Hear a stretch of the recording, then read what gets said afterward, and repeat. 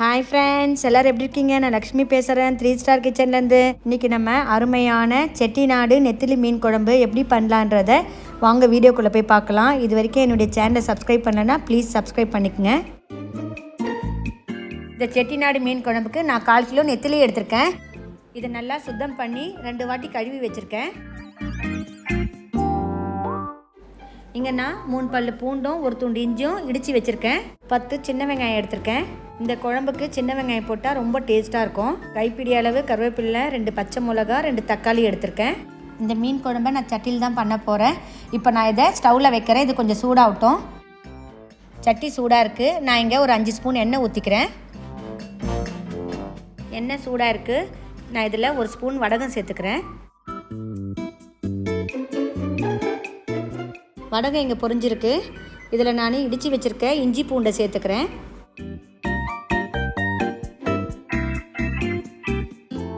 Next இதில் கீரி வச்சுருக்க 2 பச்சை மிளகாவை சேர்த்துக்கிறேன். அது கூட கருவேப்பிலையும் சேர்த்துக்கிறேன். இப்போ இதெல்லாம் 1 நிமிஷத்துக்கு வதங்கட்டும். இதெல்லாம் 1 நிமிஷம் வதங்கியிருக்கு. இப்போ இதில் சின்ன வெங்காயத்தை சேர்த்துக்கிறேன். இந்த சின்ன வெங்காயத்தை தோலை உரித்து அப்படியே சேர்த்துக்குங்க. இதை கட் பண்ண தேவையில்லை. இப்போ இதுவும் 1 நிமிஷம் வதங்கட்டும். இந்த சின்ன வெங்காயத்தை இப்படியே சேர்த்திங்கன்னா சாப்பிட சொல்ல ரொம்ப டேஸ்ட்டாக இருக்கும்.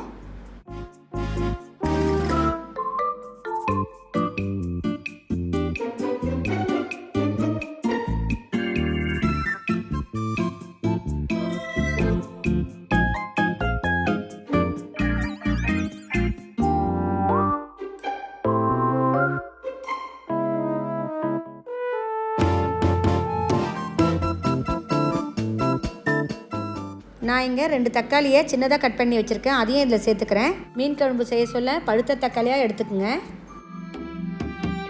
தக்காளியை சேர்த்துட்டோம். இதெல்லாம் நல்லா ஒரு 2 நிமிஷத்துக்கு வதங்கட்டும்.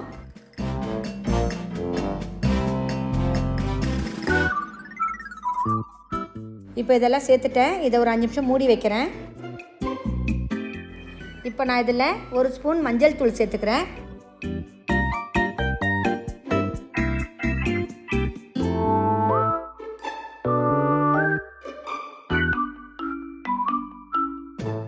தேவைக்கேற்ப உப்பு சேர்த்துக்கிறேன். சேர்த்துட்டு இது எல்லாத்தையும் நல்லா கலந்து கொடுக்குறேன்.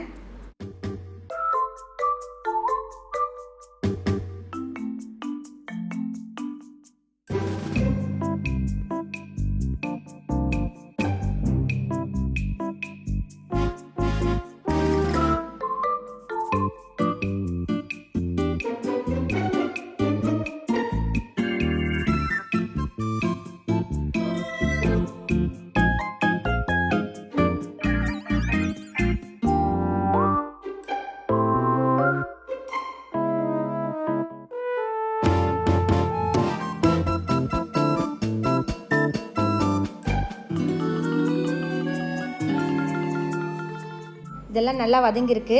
இப்போ இதில் 4 ஸ்பூன் மிளகாத்தூள் சேர்த்துக்கிறேன்.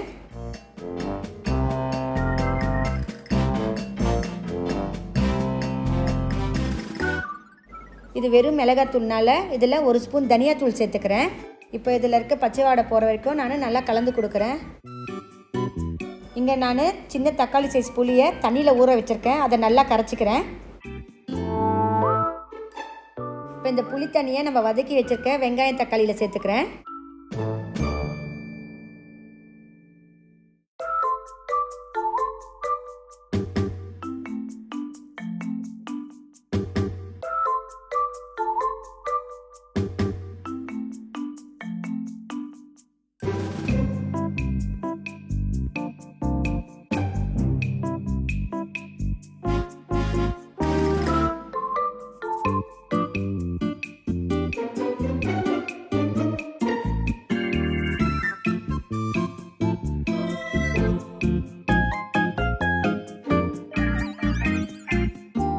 இப்போ இதில் புளி தண்ணிலாம் சேர்த்துட்டேன். இதை நல்லா கலந்து மூடி வைக்கிறேன். இது கொதிக்கட்டும். குழம்பு கொதிக்க சொல்ல மூடி வச்சு கொதிக்க வச்சாதான் மிளகாத்தூள் வாடெல்லாம் போகும்.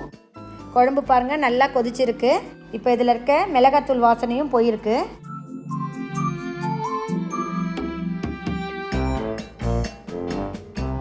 குழம்பு நல்லா திக்காகவும் ஆயிருக்கு.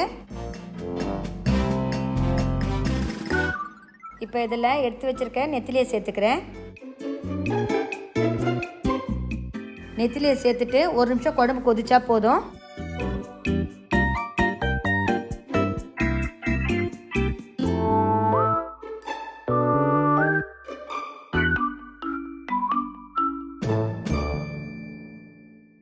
நெத்திலியை சேர்த்துட்டு ஒரு வாட்டி நான் கலந்து கொடுத்துட்றேன். கலந்து கொடுத்து ஸ்டவ்வை ஆஃப் பண்ணிடுறேன். இந்த சூடுலே நெத்திலி வெந்துடும். மீனை போட்டுட்டு ரொம்ப நேரம் எப்போவுமே வேக வைக்கக்கூடாது. வெந்துன்னா மீனெல்லாம் குழஞ்சிடும். நெத்திலி குழம்பு எவ்வளோ சூப்பராக ரெடியாக இருக்கு பாருங்கள். இதை நான் ஒரு பவுலில் சர்வ் பண்ணுறேன். இந்த குழம்ப ரைஸோடையும் சாப்பிட்லாம், இல்லை தோசை இட்லியோடையும் சாப்பிட்லாம். நெத்திலி குழம்பு சாப்பிட்றதுக்கு அவ்வளோ டேஸ்ட்டாக இருந்தது. நீங்களும் இதே மாதிரி உங்கள் வீட்டில் செஞ்சு பாருங்கள். என்னுடைய இந்த வீடியோ பிடிச்சிருந்தால் லைக் பண்ணுங்கள், உங்கள் ஃப்ரெண்ட்ஸுக்கெலாம் ஷேர் பண்ணுங்கள். என்னுடைய சேனலை ஃபஸ்ட் டைம் பார்க்குறவங்களா இருந்தால் சப்ஸ்கிரைப் பண்ணுங்கள். பக்கத்தில் இருக்க பெல் பட்டனையும் கிளிக் பண்ணுங்கள். அப்போ தான் நான் போடுற புது வீடியோலாம் உங்களுக்கு உடனுக்குடனே அப்டேட் ஆகும். உங்களுடைய ஃபீட்பேக்கை என்னுடைய கமெண்ட் செக்ஷனில் தெரிவிங்க. என்னுடைய இந்த வீடியோ பார்த்ததுக்கு நன்றி.